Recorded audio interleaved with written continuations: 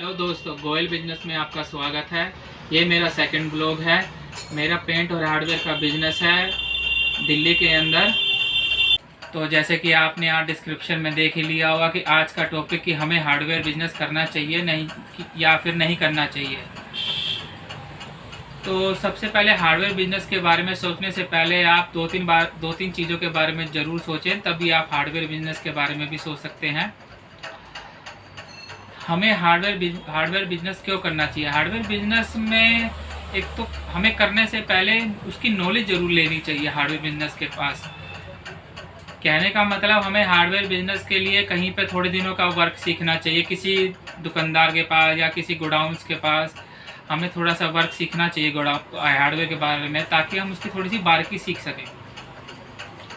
तभी हमें हार्डवेयर का बिजनेस करना चाहिए ताकि हम उसमें ज़्यादा जल्दी उसको एडॉप्ट कर सकें। अगर हम बिल्कुल ही न्यू कमर की तरह उसमें बिल्कुल घुस जाएंगे, उसमें भी कोई गलती नहीं है, लेकिन क्या होता है उसमें फिर टाइम पीरियड आपको थोड़ा ज़्यादा लगता है चीज़ें समझने में और ग्राहकों को भी समझाने में।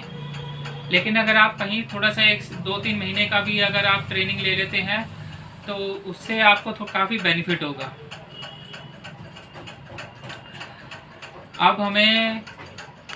अब और लाइनों के मुकाबले हमें हार्डवेयर का बिजनेस करना चाहिए कि नहीं चाहिए? आज का समय ऑनलाइन का हो चुका है। ऑनलाइन का मतलब ऑनलाइन बिजनेसेस का हो चुका है। जैसे कि अगर आप देखें कि जैसे आप कोई कपड़े का काम करते हैं, कपड़े का बिजनेस करते हैं, टॉयज़ का बिजनेस करते हैं और अलग अलग फील्ड के जैसे जो ऑनलाइन मटेरियल्स बिकते हैं, प्रोडक्ट्स बिकते हैं, उनका बिजनेस करते हैं, तो उसमें बहुत कंपटीशन मिलेगा आपको।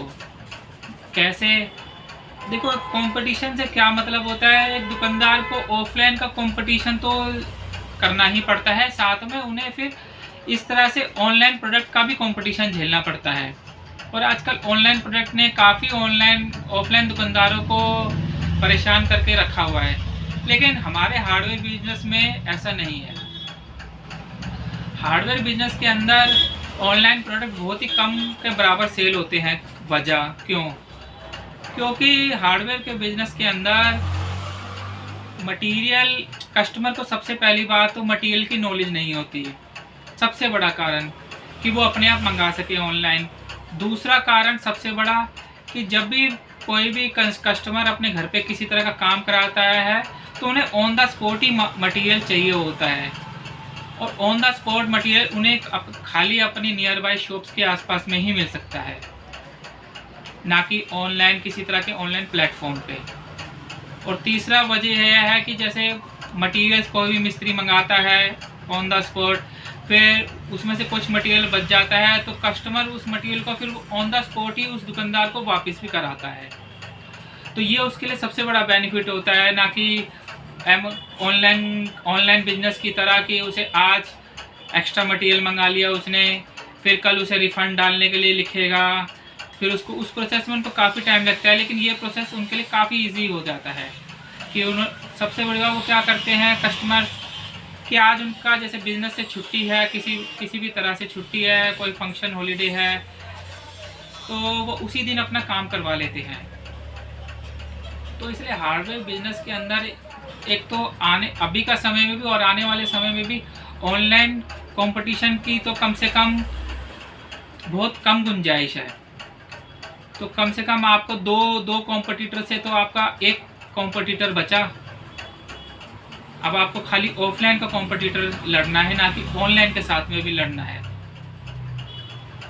दूसरा, हार्डवेयर के बिजनेस में अभी भी मार्जिन अच्छे हैं। आप अच्छे का मतलब इस लेवल पे कह सकते हैं, आप अच्छे से लेवल ये कह सकते हैं कि हार्डवेयर के बिजनेस में अभी भी मार्जिनेबल लाइन है। ये आप संतुष्ट होंगे कि आपने जो सेल करी है उसके मार्जिन के हिसाब से। लेकिन हार्डवेयर के बिजनेस में आपको बस कुछ ध्यान भी करना चाहिए। ध्यान कैसे? कि ये थोड़ी सी वाइड बिजनेस है। वाइड बिजनेस कहने का मतलब कि इसमें कई प्रकार की फील्ड आ जाती हैं, जैसे paint business, hardware business, paint business, hardware business. Hardware business के अंदर जैसे कुंडी, चिटकनी, हैंगर्स, ये सब इंक्लूड होते हैं। कब्जे, और इन सबको हार्डवेयर बिजनेस बोलते हैं। और फिर टूल्स का बिजनेस होता है, इलेक्ट्रिकल बिजनेस होता है। तो ये सब बिजनेस मिला के हार्डवेयर का बिजनेस बनता है। हमारा खुद का 15 साल का हार्डवेयर का बिजनेस है, तो हमें खुद लगता है कि अभी भी हमें हार्डवेयर का बिजनेस ही करना चाहिए। हम जैसे मार्केट्स में सुनते हैं और लाइन्स के बारे में सुनते हैं कि हमें ऑनलाइन के लोगों ने भी बहुत परेशान करा हुआ है, तो कम से कम हमारी लाइन के लोग ऐसा नहीं कहते हैं कि हम लोगों को ऑफलाइन के साथ में ऑनलाइन के लोगों ने भी दिक्कत में डाला हुआ है। इस वजह से हमें लगता है कि हार्डवेयर का बिजनेस करना चाहिए। क्यों? हार्डवेयर का बिजनेस ऐसा है कि अब इंडिया जैसे कि आप देख ही रहे हैं ग्रोइंग पे ही है। अब शहरों तक बात नहीं रह गई है कि सब कुछ शहरों में ही तरक्की हो रही है। आजकल गाँवों में भी शहर के बराबर ही तरक्की हो रही है। तो आजकल गाँवों में भी बल्कि हार्डवेयर बढ़िया माल आजकल गाँवों में भी बिक रहा है शहर के मुकाबले।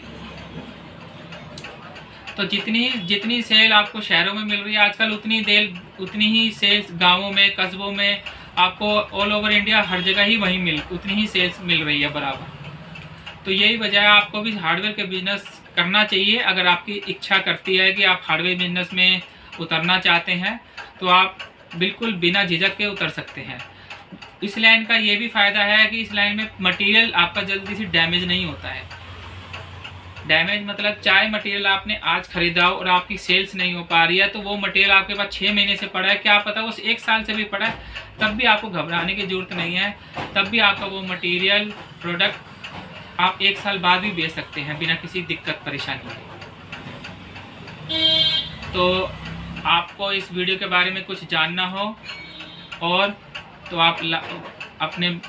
आप बताइए ज़रूर कमेंट्स के अंदर, ताकि हम और इस वीडियो के कोई और पार्ट भी लेकर आएँ कि हार्डवेयर बिजनेस से रिलेटेड। तो अगर आपको वीडियो अच्छी लगी हो तो लाइक, कमेंट और शेयर ज़रूर करिएगा, और कमेंट में बताइए कि हमें आगे और किस वीडियो पे वीडियो बनानी चाहिए हार्डवेयर से रिलेटेड। Thank you.